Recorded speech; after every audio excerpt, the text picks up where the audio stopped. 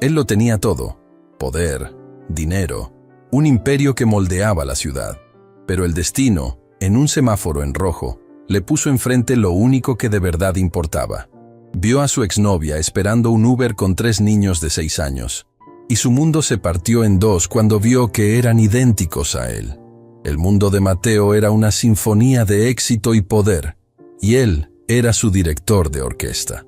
Atrapado en el denso tráfico de la avenida Apoquindo, en el corazón del distrito financiero de Santiago, no sentía la frustración del hombre común. Al contrario, el atasco era un recordatorio de su estatus. Mientras los demás sudaban en sus coches modestos o se apretujaban en el transporte público, él flotaba en el silencio climatizado de su Rolls Royce, un capullo de cuero italiano y madera pulida que lo aislaba del caos. El teléfono pegado a su oreja era el verdadero motor de su vida. Estaba cerrando la adquisición de un conglomerado de medios, una jugada maestra que añadiría otro cero a su fortuna ya incalculable. La oferta no es negociable, Ricardo. O la toman o me voy con la competencia en Brasil. Tienen 1 hora, dijo con una frialdad calculada, sabiendo que ya había ganado. Colgó y una sonrisa de satisfacción se dibujó en su rostro. A sus 35 años, Mateo Valdebenito no solo había heredado un imperio, lo había triplicado. Era implacable, visionario y absolutamente intocable. Miró por la ventanilla polarizada la masa de gente que se movía por la acera y sintió esa mezcla de desdén y orgullo que era el combustible de su ambición. Eran un mar de rostros anónimos, de vidas pequeñas, de sueños rotos. Él, en cambio, no soñaba, ejecutaba. Fue entonces cuando la vio. El sol de la tarde, filtrándose entre los altos edificios, iluminó una parada de autobús como si fuera un escenario.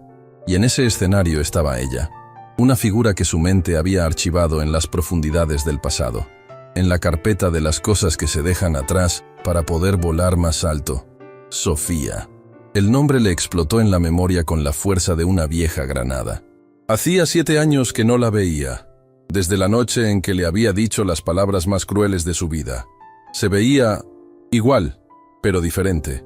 La misma melena castaña, ahora atada en una cola de caballo simple. La misma postura recta, pero con un aire de cansancio en los hombros que antes no tenía. Llevaba unos jeans gastados y una chaqueta sencilla. Un universo de distancia de la ropa de marca que él le compraba y que ella siempre usaba con cierta incomodidad. Su corazón, esa pieza de maquinaria que él creía tener bajo control, dio un vuelco violento, doloroso. Por un instante, el ruido del tráfico se desvaneció, y solo existió ella, parada allí, esperando un autobús como cualquier otra persona anónima, como una de esas vidas pequeñas que él tanto despreciaba. La ironía era tan brutal que casi le arrancó una carcajada amarga. La mujer a la que había dejado por no ser suficiente para su mundo, ahora estaba fuera de su coche de lujo, viviendo una vida que él consideraba un fracaso. Pero su atención no se quedó en ella por mucho tiempo. Algo más capturó su mirada. Algo que al principio no entendió. Junto a Sofía, en la acera, había 3 niños. 3 niños pequeños, vestidos con camisetas idénticas, que correteaban alrededor de su madre. Eran un torbellino de energía. 3 figuras idénticas que se movían en perfecta sincronía. Mateo frunció el ceño, una curiosidad distante apoderándose de él. ¿Eran sus sobrinos? ¿Hijos de alguna amiga? Sofía se agachó para atarle los cordones a uno de ellos, y su rostro se llenó de una ternura que a Mateo le resultó dolorosamente familiar. Era la misma ternura con la que ella lo había cuidado una vez, cuando él tenía gripe y creía que el mundo se acababa. Uno de los niños tropezó y cayó, y los otros 2 corrieron a ayudarlo a levantarse. Un pequeño equipo unido y solidario. Eran idénticos. No solo parecidos, sino idénticos. 3 gotas de agua. Trillizos. La palabra flotó en su mente, abstracta, clínica. Y entonces, el sol, ese maldito sol que parecía dirigir la escena, giró en el ángulo perfecto. El niño al que Sofía le había atado los cordones levantó la vista y sus ojos se encontraron con los de Mateo a través del cristal oscuro. El aire abandonó los pulmones de Mateo. No fue una exhalación, fue un robo. El niño tenía sus ojos. No unos ojos parecidos, no unos ojos marrones comunes, Eran sus ojos, la misma forma almendrada, el mismo tono exacto de café oscuro, casi negro, con ese pequeño destello dorado que solo se veía bajo la luz directa. Vio su propia mandíbula en la cara del niño, una línea fuerte y definida que rompía la suavidad de la infancia. Vio su propio pelo, negro, liso, con ese remolino rebelde en la coronilla, y cuando ese niño sonrió, mostrando un hueco donde le faltaba un diente, Mateo vio el fantasma de su propia sonrisa infantil en las fotos que su madre guardaba. Entonces miró a los otros dos. Era lo mismo, 3 espejos, 3 versiones en miniatura de sí mismo. La sangre se le heló en las venas y luego empezó a arder, un fuego helado que le recorrió todo el cuerpo. Hizo la matemática, una operación simple que su mente de genio financiero se negaba a procesar. Si Sofía y él habían roto hacía 7 años, y esos niños parecían tener unos 6, la verdad lo golpeó con la fuerza de un tren de carga. No eran solo niños, no eran solo trillizos, eran sus hijos, suyos. La palabra resonó en el cráneo de Mateo, rompiendo todo lo que él creía ser, todo lo que había construido. El imperio, el dinero, el poder, todo se convirtió en polvo frente a esa revelación. Un flashback lo asaltó sin piedad, transportándolo a esa noche lluviosa en el apartamento que compartían. Él estaba haciendo las maletas. Ella lloraba en silencio, sentada en el borde de la cama. ¿Por qué, Mateo? ¿Qué hice mal?, le había preguntado con la voz rota. Y él, inflado de una arrogancia juvenil y de la primera probada del gran poder, le había soltado el veneno. No hiciste nada mal, Sofía. Simplemente no eres suficiente. Mi mundo se está haciendo demasiado grande y tú eres un ancla. Yo necesito a alguien que vuele conmigo, no alguien a quien tenga que arrastrar. Tu ambición es tener un jardín y pintar cuadros los domingos. La mía es comerme el mundo. No somos compatibles. Recordaba la forma en que ella se había encogido, como si sus palabras fueran golpes físicos. Recordaba que no había gritado, no había suplicado. Solo lo había mirado con una tristeza infinita y le había dicho: un día, Mateo, te darás cuenta de que el mundo que quieres comerte está vacío, y ojalá, para entonces, no sea demasiado tarde. Él se había reído. ¡Qué dramática! ¡Qué ingenua!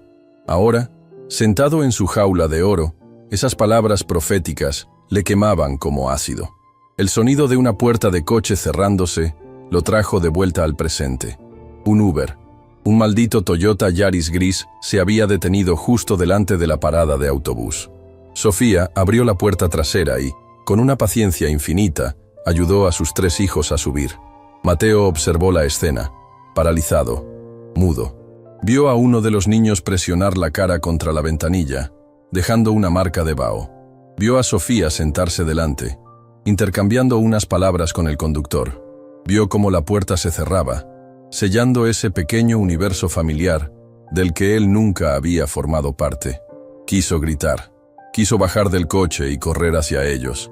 Quiso romper el cristal con los puños, pero su cuerpo no respondía.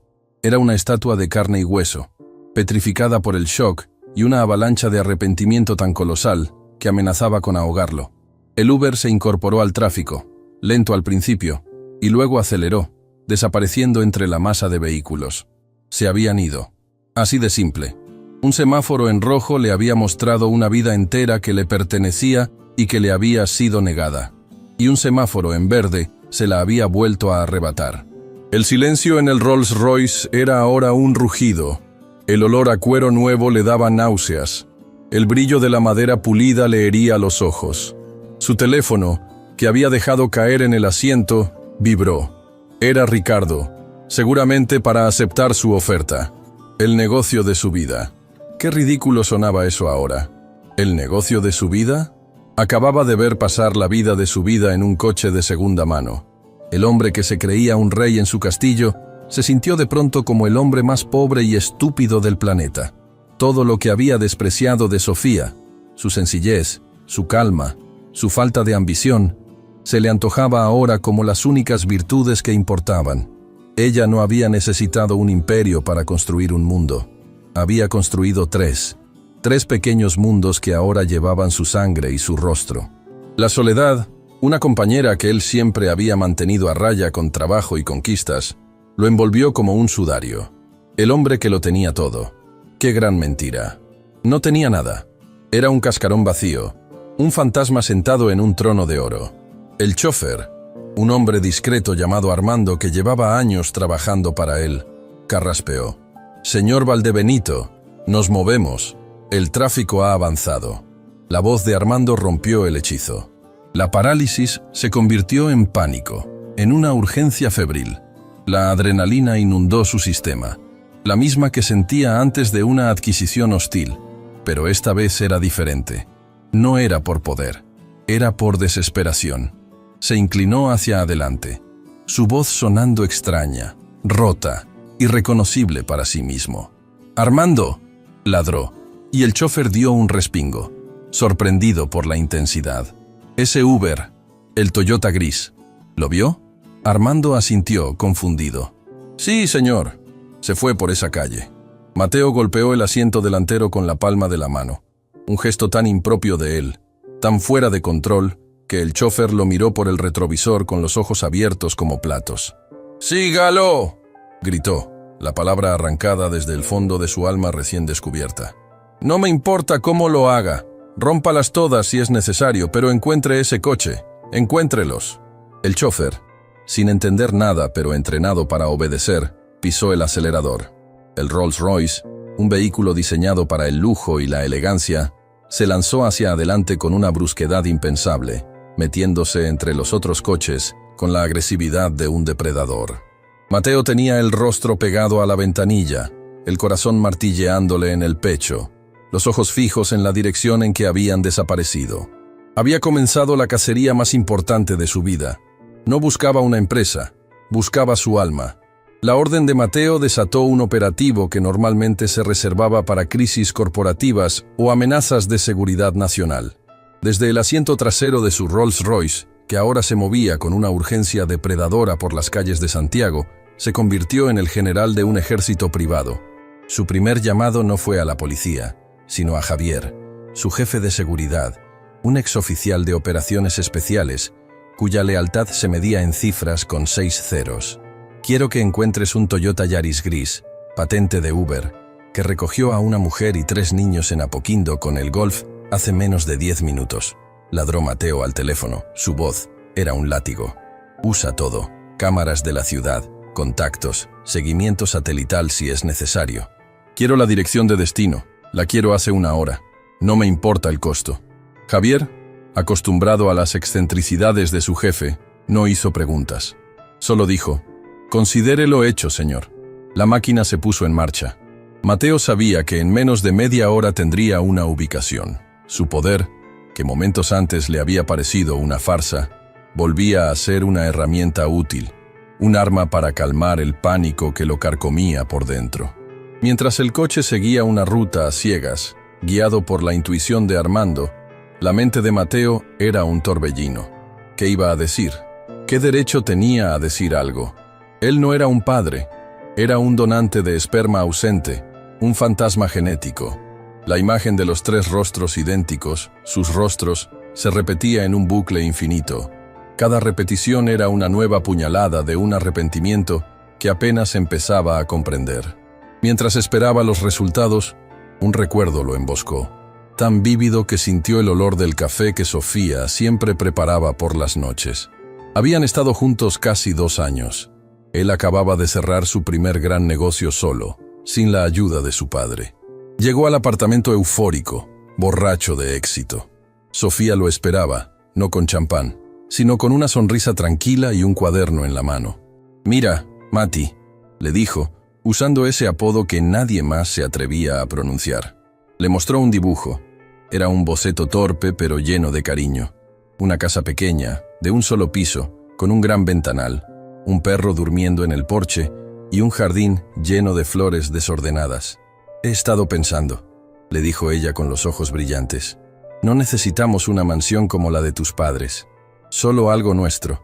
Un lugar donde puedas llegar y quitarte los zapatos, donde podamos plantar tomates. Un hogar de verdad». Mateo miró el dibujo y sintió una punzada de irritación. «¿Plantar tomates? ¿Un hogar pequeño? Él estaba conquistando el mundo y ella soñaba con un huerto. «Sofía, por favor», le dijo con condescendencia, dejando el dibujo sobre la mesa como si fuera el trabajo de una niña.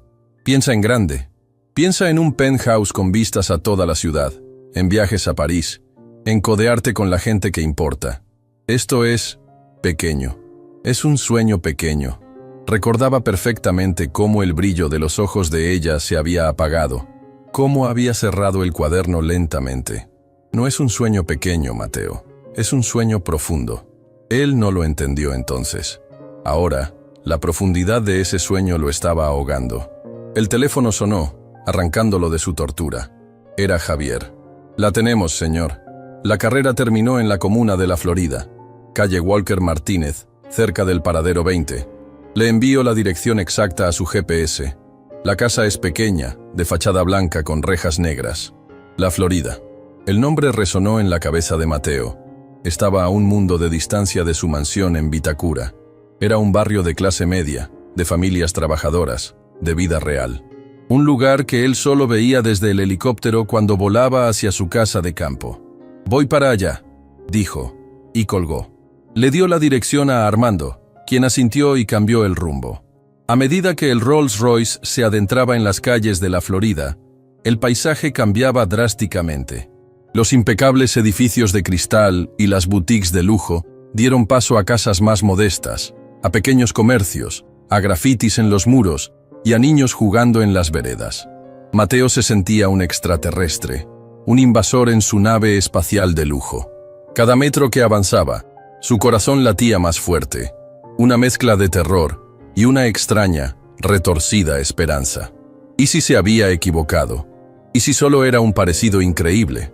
Pero sabía que no era así. La certeza estaba clavada en su pecho, fría y pesada como el acero. Armando detuvo el coche a una distancia prudente de la dirección. «Es esa, señor, la de rejas negras». Mateo miró la casa. Era exactamente como el dibujo de Sofía. Pequeña, de un piso, con un pequeño antejardín donde crecían unas flores de colores brillantes de forma un poco caótica. Era humilde, pero estaba cuidada. Se sentía como un hogar. Sintió un nudo en la garganta.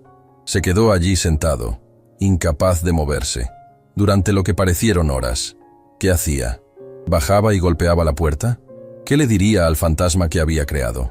Entonces, la luz del salón se encendió y vio sus siluetas a través de la cortina. Se bajó del coche, sintiendo las piernas débiles, y caminó lentamente por la acera, manteniéndose en las sombras.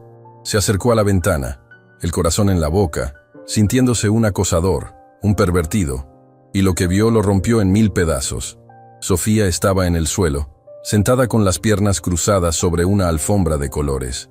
A su alrededor, los 3 niños construían una torre con bloques de madera.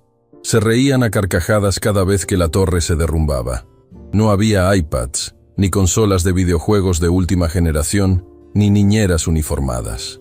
Solo estaban ellos 4, en su pequeño universo, y el aire estaba cargado de un amor tan puro y tan palpable que Mateo casi pudo saborearlo. Era una escena sacada del sueño que él había ridiculizado, y era más real y más valiosa que todo su imperio junto. Después de una eternidad, respiró hondo y caminó hacia la puerta. Cada paso era una tortura. Levantó la mano, temblorosa, y tocó el timbre. El sonido pareció una explosión en la tranquila calle. Las risas dentro de la casa cesaron.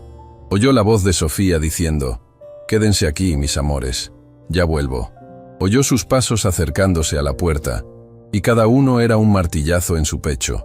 La puerta se abrió, y allí estaba ella. De cerca, pudo ver las finas líneas de cansancio alrededor de sus ojos, pero esos ojos tenían una fuerza que él no recordaba. No hubo un grito ahogado, no hubo sorpresa, solo un reconocimiento instantáneo y una calma gélida que lo desarmó por completo. Era como si hubiera estado esperando ese momento durante 7 años. «¿Qué quieres, Mateo?», preguntó. Su voz no era ni acusadora ni histérica. Era plana, controlada. La voz de alguien que ha construido un muro de dignidad, ladrillo a ladrillo, y no piensa dejar que nadie lo derribe. Él abrió la boca para hablar, pero las palabras no salieron. Todo lo que había ensayado, todas las posibles estrategias, se evaporaron. Se sintió desnudo, estúpido. Yo los vi, balbuceó, sonando como un adolescente. En la calle, los niños. Sofía no parpadeó. Y ahora ya te puedes ir. Intentó dar un paso para entrar, pero ella no se movió, bloqueando la entrada con su cuerpo. Sofía, tenemos que hablar, dijo él, intentando recuperar algo de su autoridad habitual. No, respondió ella tajante. Tú y yo no tenemos nada de qué hablar. Dijiste todo lo que tenías que decir hace 7 años. Son mis hijos, espetó él, la desesperación convirtiéndose en una ira injustificada. El rostro de ella se endureció. No, son mis hijos. Yo los tuve. Yo los crié. Yo pasé las noches en vela cuando estaban enfermos. Yo celebré su primer paso y su primera palabra. ¿Dónde estabas tú, Mateo? Ah, sí, conquistando el mundo. La verdad de sus palabras lo abofeteó. Intentó la única táctica que le quedaba. Te daré lo que quieras. Dinero, una casa, colegios, lo que sea. No tienen por qué vivir así. Fue el peor error que pudo cometer. Vio un destello de fuego en los ojos de Sofía, un desprecio tan profundo que lo hizo retroceder. Mi casa es un hogar, no una vitrina, y mis hijos tienen amor, que es algo que tu dinero no puede comprar. No quiero tu dinero, no quiero nada de ti. Él se quedó sin argumentos, sin defensas. Solo le quedaba la pregunta que le quemaba el alma, la pregunta que definiría el resto de su vida. ¿Por qué?, susurró, la voz quebrada. ¿Por qué nunca me lo dijiste, Sofía? ¿Por qué me negaste esto? Ella lo miró, y por primera vez, vio una grieta en su armadura de frialdad. Vio 7 años de dolor, de lucha y de una determinación feroz. Te lo voy a decir una sola vez, para que lo entiendas, dijo ella, su voz baja pero cortante como el cristal. El día que me dejaste, descubrí que estaba embarazada, y tuve miedo. Pero luego me di cuenta de que era una bendición. Era la oportunidad de criar a mis hijos lejos de tu mundo, lejos de la gente que cree que el valor de una persona se mide por su cuenta bancaria, lejos de un padre que podría haberlos visto como un obstáculo para su ambición o peor, como un accesorio para su imagen. Hizo una pausa, y la frase final cayó sobre Mateo con el peso de una sentencia. Tú elegiste tu imperio, Mateo. Yo elegí proteger a mis hijos de él. Ahora, si me disculpas, tengo que acostarlos. Y con una calma devastadora, le cerró la puerta en la cara. El clic de la cerradura fue el sonido más definitivo que había oído en su vida. Se quedó solo en la acera, bajo la luz de un farol, mientras el lujoso Rolls Royce esperaba en la distancia como un mausoleo rodante. El hombre que se había comido el mundo estaba, por fin, completamente devorado por su propio vacío. Mateo pasó la noche en un infierno personal. El silencio de su mansión, que siempre había considerado un símbolo de paz y exclusividad, se convirtió en una cámara de tortura. Daba vueltas por las habitaciones vacías, cada obra de arte, cada mueble de diseño, cada metro cuadrado de mármol le gritaba su fracaso. La cara de Sofía, firme y digna, y la imagen de sus hijos, tan suyos y tan ajenos, se proyectaban en cada superficie. Durmió apenas 1 hora, y despertó con una sola idea, la única solución que su mente programada para la victoria podía concebir: una ofensiva total. Si el primer acercamiento había fallado por ser demasiado personal, el segundo sería abrumadoramente profesional. A las 7 de la mañana, su equipo legal ya estaba trabajando. No se trataba de un cheque, eso era demasiado vulgar. Se trataba de un fideicomiso. Un plan de vida irrevocable que garantizaría la educación de los niños en los mejores colegios del mundo, un seguro médico internacional ilimitado y un estipendio mensual para Sofía que la colocaría en el 1% más rico del país. Todo a cambio de nada, o casi nada. Solo pedía el derecho a formar parte de sus vidas. Era una oferta tan generosa, tan apabullante, que en la mente de Mateo era imposible de rechazar. Era jaque mate.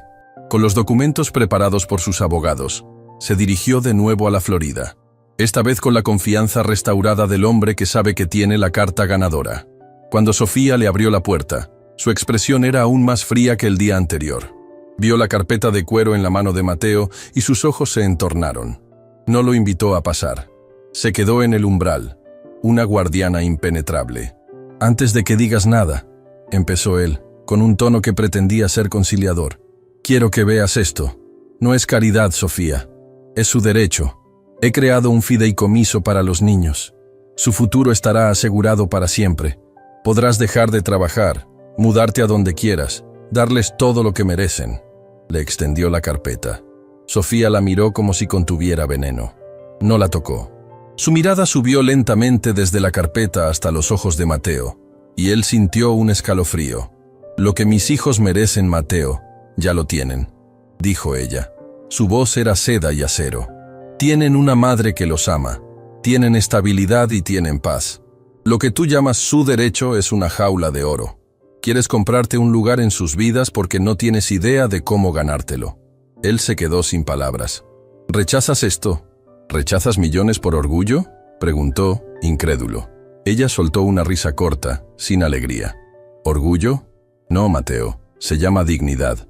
El futuro de mis hijos no lo va a dictar un contrato redactado por tus abogados. Lo voy a construir yo, como lo he hecho cada día durante los últimos 7 años. No quiero tu dinero, no quiero tu jaula, y no quiero tu lástima. Mateo sintió que el suelo desaparecía bajo sus pies. Su arma más poderosa, el dinero, era inútil. Su lógica empresarial no aplicaba. Estaba completamente perdido.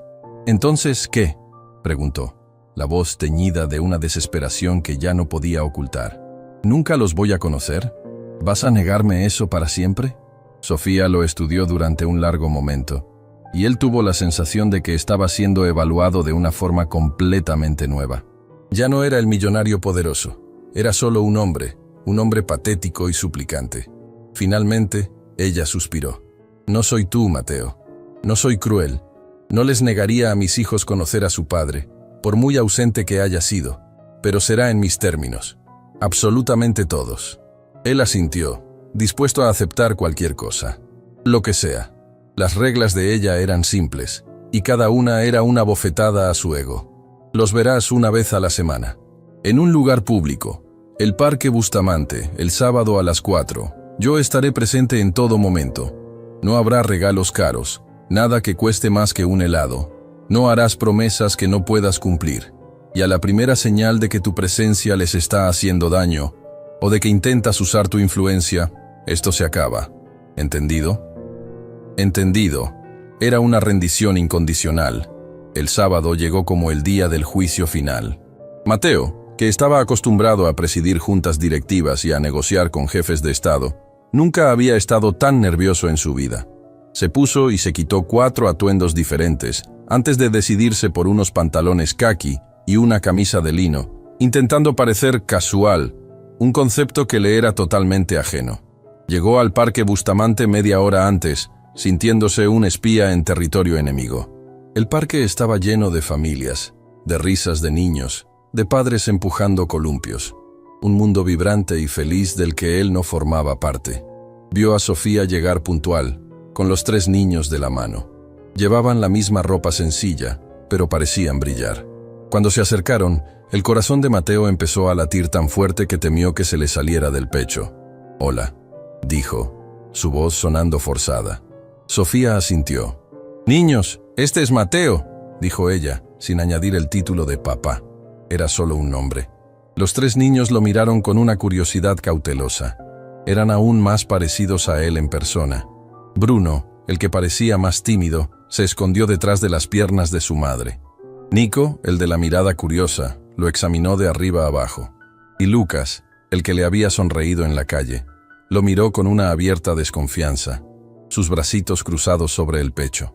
«¿Tú eres el hombre del coche grande?», preguntó Lucas. Su vocecita era una acusación. Mateo solo pudo asentir.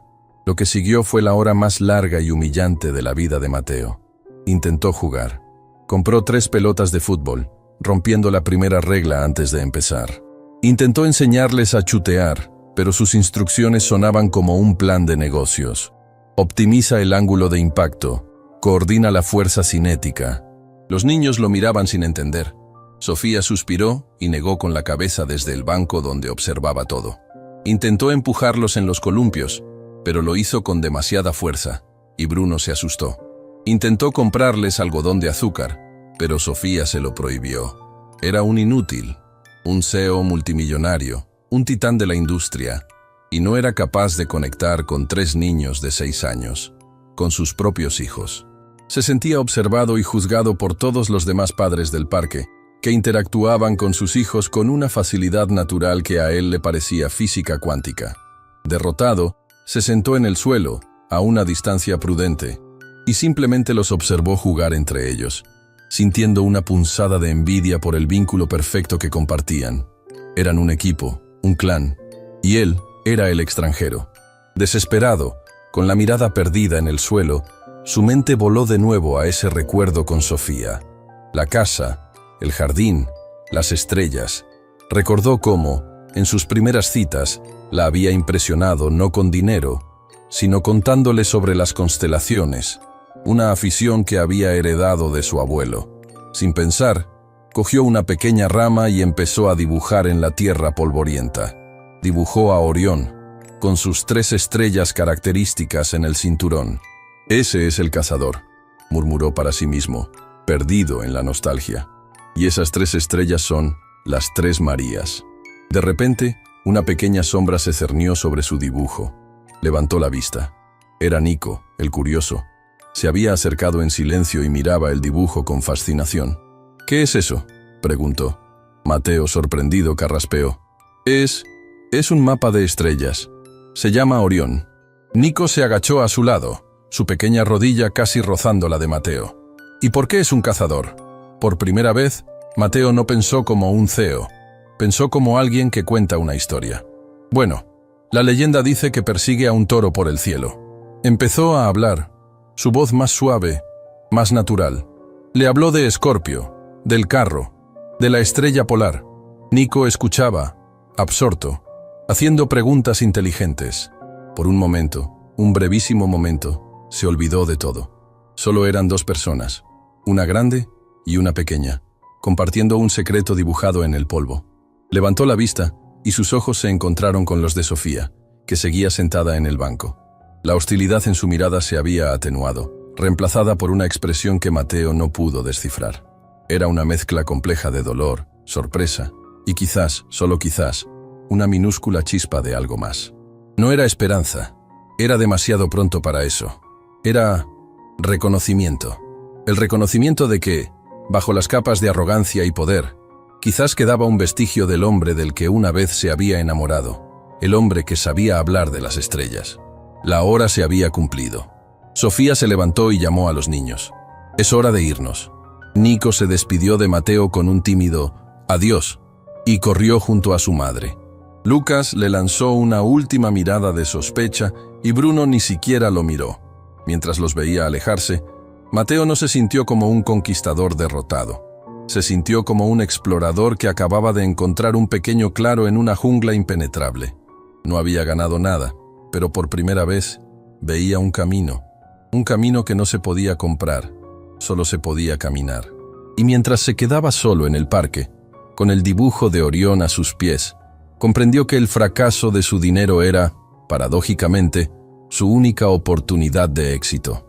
Los sábados por la tarde se convirtieron en el ancla de la semana de Mateo. El resto de sus días, antes un torbellino de juntas directivas, vuelos internacionales y cenas de negocios, se convirtieron en un mero preludio, en un tiempo que había que matar hasta que llegaran las 4 de la tarde del sábado. Empezó a hacer cosas que nunca habría imaginado. Canceló una videoconferencia con inversores de Tokio porque Lucas tenía su primer partido de fútbol en una liga de barrio. Rechazó una invitación a un exclusivo torneo de polo para poder llevar a Bruno y a Nico a ver una película de dibujos animados. Su asistente, al principio desconcertada, aprendió a no agendar nada importante los fines de semana. El imperio de Mateo Valdebenito, por primera vez, tenía un competidor por la atención de su rey. Un parque público en la Florida. Su progreso con los niños era lento, una danza torpe de prueba y error. Aprendió que a Lucas no le gustaban los sabores artificiales, que Bruno era un genio armando legos, y que Nico podía pasarse una hora en silencio mirando una hilera de hormigas. Dejó de intentar impresionarlos y empezó a escucharlos. Una tarde, en lugar de una pelota, apareció con un libro de astronomía para niños, una versión sencilla del que su abuelo le había regalado. Se sentó en el césped y simplemente lo abrió. A los pocos minutos, tenía a Nico y a Bruno a cada lado, escuchando fascinados mientras él les hablaba de agujeros negros y galaxias lejanas. Lucas se mantuvo a distancia, pero Mateo notó que también escuchaba. Fue una pequeña victoria, pero para él se sintió más grande que cerrar la bolsa de Nueva York en alza. En una de esas tardes, una lluvia inesperada interrumpió su encuentro. Sofía, a regañadientes, aceptó que Mateo los llevara a casa para que no se mojaran. Fue la primera vez que cruzó el umbral de su hogar desde aquella noche fatídica. Mientras Sofía iba a buscar toallas, él se quedó en el pequeño salón, sintiendo la calidez y el desorden amoroso del lugar. Su mirada se posó en una puerta entreabierta al final del pasillo, de la que emanaba un olor a trementina y pintura al óleo. La curiosidad fue más fuerte que él. Se asomó. La habitación era un pequeño estudio de artista. Había lienzos apilados contra las paredes, botes de pinceles, tubos de pintura y bocetos clavados con chinchetas. Y los cuadros lo dejaron sin aliento. No eran los paisajes amateurs que había imaginado. Eran obras poderosas, llenas de emoción y de una técnica asombrosa. Había un retrato de 3 niños durmiendo juntos en una cama, sus rostros una mezcla de inocencia y fuerza, pintado con una ternura desgarradora. Había otro de un paisaje urbano, un mar de techos grises bajo un cielo tormentoso, pero con una sola ventana iluminada en el centro, un faro de esperanza en la oscuridad. Se dio cuenta, con una vergüenza que le quemó la cara, de que nunca había conocido a la mujer con la que había vivido. Había visto su cuerpo, había oído su voz, pero nunca había visto su alma. Y su alma estaba allí, en esos lienzos, vibrante, profunda y magnífica. El verdadero deshielo ocurrió un sábado cualquiera. Estaban en el parque, y Lucas, el más atlético y desconfiado, corría a toda velocidad persiguiendo una paloma. Tropezó y cayó sobre el pavimento de mala manera. El sonido de su llanto fue agudo, un grito de dolor real que atravesó a Mateo como una lanza. Antes de que Sofía pudiera siquiera levantarse del banco, él ya estaba corriendo. No pensó, actuó. Llegó a su lado, lo levantó en brazos y lo abrazó contra su pecho. «Tranquilo, campeón, tranquilo. Ya estoy aquí», le decía, las palabras saliendo por instinto, de un lugar que no sabía que existía. Lucas, sorprendido y dolorido, en lugar de rechazarlo, se aferró a su cuello y lloró con más fuerza. Mateo lo llevó hasta el banco, sintiendo el pequeño cuerpo temblar contra el suyo. Sofía llegó con el botiquín que siempre llevaba. Tenía la rodilla raspada, sangrando un poco, con una delicadeza que contrastaba con sus manos acostumbradas a firmar contratos millonarios. Mateo limpió la herida y le puso un parche de dibujos animados. Durante todo el proceso, le habló en voz baja, distrayéndolo, contándole una historia tonta sobre un gigante que se tropezaba con las nubes. Cuando terminó, Lucas lo miró, sus ojos todavía llenos de lágrimas, y le dio un beso torpe y húmedo en la mejilla. «Gracias», susurró.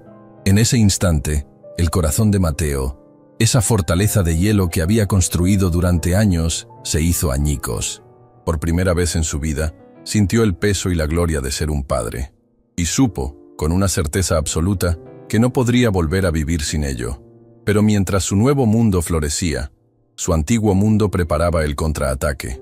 La tormenta tenía nombre: Victoria, su prometida, una mujer esculpida en el mismo mármol social que él, cuya familia era tan poderosa como la suya. El compromiso era más una fusión empresarial que una historia de amor. Victoria notó el cambio en Mateo, sus ausencias, su nueva distancia, el brillo extraño en sus ojos. Una noche, mientras él se duchaba, la curiosidad se convirtió en sospecha y cogió su teléfono. Lo que encontró fue una galería de fotos que no encajaba en su universo. Imágenes borrosas de niños en un parque, un dibujo de estrellas, la cara sonriente de su prometido mirando a algo o a alguien fuera de plano con una ternura que nunca le había dedicado a ella. La confrontación fue apocalíptica. Lo esperó en el salón, con el teléfono en la mano como si fuera un arma. ¿Quiénes son estos niños, Mateo? ¿Y quién es la mujer que saca estas fotos? Mateo, por primera vez, no mintió. Le contó la verdad, de forma escueta y directa. La reacción de Victoria fue una mezcla de asco e histeria. Una mujerzuela de barrio y sus bastardos. ¿Estás loco? Esto es un escándalo. Destruirá nuestra reputación, la de nuestras familias. Tienes que terminar con esto inmediatamente. El ultimátum llegó, frío y afilado como un cuchillo. O eliges a esa gente y su mugre, o me eliges a mí, a nuestro futuro, a nuestro mundo. No puedes tener las dos cosas. Antes de que Mateo pudiera responder, sonó su teléfono. Era su padre. Victoria ya lo había llamado. La voz de su padre no era histérica, era peor. Era fríamente pragmática. Mateo, me ha llamado Victoria. Escúchame bien. No sé qué juego estás jugando, pero se acaba ahora. Si esos niños son tuyos, se soluciona con dinero. Les asignas una pensión generosa, les compras una casa en otra ciudad, firmas un acuerdo de confidencialidad y te olvidas del tema. Tu apellido, el nombre de esta empresa, no puede verse manchado por un error de juventud. No voy a permitir que tires por la borda el trabajo de 3 generaciones por una aventura sentimental. La presión era inmensa. Era su mundo entero, su legado, su futuro tal y como había sido diseñado, conspirando para arrastrarlo de vuelta a la jaula dorada. Le exigían que hiciera exactamente lo que había intentado hacer al principio, borrar el problema con dinero. Pero el hombre que escuchaba esas exigencias ya no era el mismo que había redactado el fideicomiso. El recuerdo de la rodilla raspada, el peso de Lucas en sus brazos, la mirada de Nico al descubrir las estrellas, el genio silencioso de Bruno con sus legos, el alma de Sofía en sus pinturas, todo eso había forjado algo nuevo en él, algo inquebrantable. Miró a Victoria, su rostro contraído por la furia y el desprecio, y vio a una extraña. Miró el teléfono, donde su padre dictaba sentencia, y oyó la voz de un socio de negocios, no la de un padre. Tomó una decisión, la única posible. Victoria, dijo con una calma que la sorprendió. No son esa gente, son mis hijos, y ella no es ninguna mujerzuela. Es su madre, y tienes razón. No puedo tener los dos mundos, así que elijo el suyo. Se quitó el anillo de compromiso, una pieza de platino con un diamante del tamaño de un glaciar, y lo dejó sobre la mesa. Hemos terminado. Victoria se quedó boquiabierta, sin palabras. Luego, habló con su padre. Papá, se llaman Lucas, Nico y Bruno. No son un error de juventud, son mis hijos. No son un problema de relaciones públicas, son mi familia. Y no voy a abandonarlos. Si eso mancha el apellido, que se manche. Si la empresa no puede soportarlo, que se hunda. Colgó el teléfono antes de que su padre pudiera responder. Un silencio atronador llenó la habitación. Había quemado los puentes. Había declarado la guerra a su propio imperio. Y en medio de la devastación de su antigua vida, por primera vez en mucho tiempo, se sintió completamente libre. Y extrañamente, se sintió en paz. La ruptura de Mateo con su antiguo mundo fue tan sísmica como silenciosa. No hubo más gritos ni confrontaciones. Simplemente, un vacío.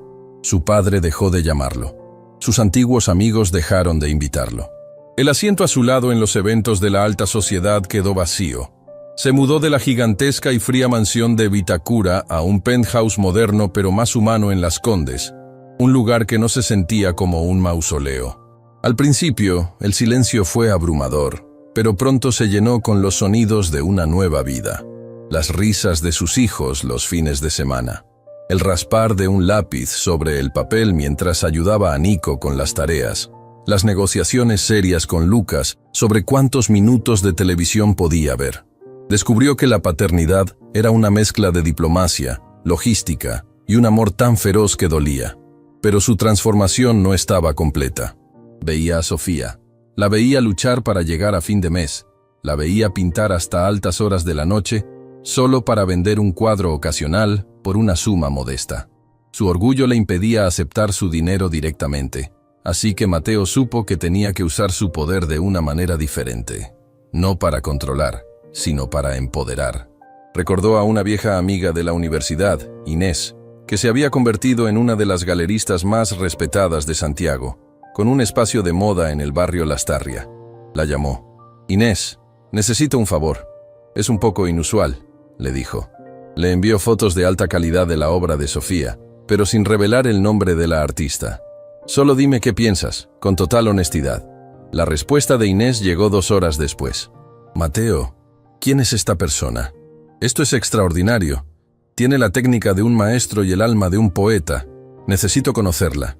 Quiero ofrecerle una exposición individual para la temporada de primavera. Mateo sintió una oleada de orgullo tan intensa que casi se le quiebra la voz. Le dio a Inés el contacto de Sofía, pidiéndole que nunca mencionara su nombre. Una semana después, Sofía lo llamó. Su voz una mezcla de incredulidad y euforia. «No te lo vas a creer. Me ha llamado Inés Larraguibel. Quiere exponer mi trabajo». Mateo fingió sorpresa y la felicitó con un entusiasmo genuino. Verla triunfar por sus propios méritos era infinitamente más satisfactorio que simplemente firmar un cheque. La noche de la inauguración, Mateo asistió, pero se mantuvo en el fondo, observando desde las sombras. Sofía era el centro del universo. Vestida con un sencillo pero elegante vestido negro, explicaba sus cuadros a críticos de arte, coleccionistas y periodistas. Irradiaba una confianza y una luz que él nunca le había visto. La gente no veía a una madre soltera de la Florida, veían a una artista brillante. Esa noche, un punto rojo de «vendido» apareció junto a casi todas sus obras. Sofía había encontrado su propia voz y su propio poder, y era glorioso. Más tarde esa noche, después de que los niños se durmieran en casa de una amiga, se encontraron en la galería ahora vacía. El silencio estaba lleno de las emociones del día. «Gracias por venir, Mateo», dijo ella, mirando sus cuadros colgados en los muros blancos. «Significó mucho para mí». Él se acercó a ella, parándose frente al retrato de sus 3 hijos durmiendo. «Sofía», comenzó. Su voz era baja y seria. «He querido decirte esto durante mucho tiempo, pero no sentía que tuviera el derecho. Ahora que tienes tu propio éxito, tu propia vida, quizás puedas escucharme». Ella se volvió hacia él, expectante. «Lo siento», dijo él, y las palabras salieron con todo el peso de 7 años de arrepentimiento. «No por los niños. Ellos son lo mejor que me ha pasado en la vida. Lo siento por el hombre que era. Por el joven arrogante y ciego que te despreció porque no entendía nada de la vida. Por haberte roto el corazón y por haberte hecho creer que tus sueños eran pequeños. Eran los sueños más grandes y más importantes, y yo fui demasiado estúpido para verlos. Perdóname, no por mí, sino para que tú puedas ser libre de ese recuerdo. No te pido nada a cambio». Las lágrimas que Sofía había contenido durante años finalmente rodaron por sus mejillas. No eran lágrimas de tristeza, sino de liberación. Se acercó a él y puso una mano en su brazo. «Te perdono, Mateo», susurró. «Y también perdono a la joven que creyó que necesitaba tu aprobación para ser feliz». En ese momento, en esa galería silenciosa, el pasado finalmente fue enterrado. No renació una historia de amor, sino algo mucho más resiliente, una amistad profunda y el nacimiento de una familia. Los meses siguientes fueron un ejercicio de construcción. Vendieron el apartamento de Sofía y, juntos, como socios, compraron una casa en Ñuñoa, una casa con un gran jardín, exactamente como la que ella había dibujado años atrás. Tenía espacio suficiente para que cada niño tuviera su propia habitación y un estudio luminoso para que Sofía pintara. No era una casa de amantes, era un cuartel general familiar. Establecieron una nueva normalidad. Cenaban juntos 4 veces por semana. Mateo les ayudaba con las matemáticas, Sofía con el arte. Iban a los partidos de fútbol de Lucas, a las competencias de robótica de Bruno y a las exposiciones de insectos de Nico. Descubrieron que eran un equipo formidable. Mateo, con su mente estratégica, organizaba los horarios y las finanzas. Sofía, con su calma y su intuición, se encargaba de la salud emocional de su pequeña tribu. Se convirtieron en padres, en socios, en los mejores amigos. La tensión romántica había sido reemplazada por un afecto y un respeto profundos. Se reían de los chistes del otro, se apoyaban en los días malos y celebraban los triunfos, grandes y pequeños. El imperio de Mateo seguía funcionando, ahora delegado en un equipo de confianza, pero su verdadero trabajo, el que le daba sentido a su vida, empezaba cuando llegaba a casa. Un año después de aquel día infernal en el tráfico, la escena se repitió, pero como una hermosa inversión. Era un sábado por la tarde en el Parque Araucano. El sol brillaba. Mateo no estaba en un Rolls Royce mirando desde afuera. Estaba sentado en una banca, en el centro de la foto. Sofía estaba a su lado, leyendo un libro, mientras él intentaba sin éxito reparar el ala de un avión de juguete. Lucas, Nico y Bruno correteaban por el césped. Sus risas eran la banda sonora de su nueva vida. Eran una familia real, imperfecta y feliz. El teléfono de Mateo sonó. En la pantalla parpadeaba el nombre de su CEO en Europa. Una llamada urgente sobre una fusión multimillonaria que llevaban meses negociando. Un año atrás, habría respondido al primer tono. Habría dejado todo por esa llamada. Miró la pantalla, luego miró a sus hijos, que ahora corrían hacia él. Miró a Sofía, que le sonreía por encima de su libro. Con un simple movimiento de su pulgar, rechazó la llamada y apagó el teléfono. Lo guardó en el bolsillo. La fusión podía esperar. Su mundo, su verdadero mundo, estaba justo aquí. Lucas saltó a su regazo, pidiéndole que lo empujara en el columpio. Mateo lo levantó en brazos, sintiendo el peso familiar y reconfortante de su hijo. Mientras caminaba hacia los columpios, su mirada se cruzó con la de Sofía. En los ojos de ella ya no había dolor, ni frialdad, ni siquiera perdón. Había paz, una paz profunda y compartida.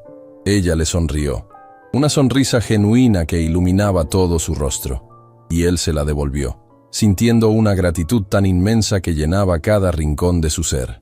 Comprendió entonces la gran paradoja de su vida. No había perdido un imperio para encontrar una familia.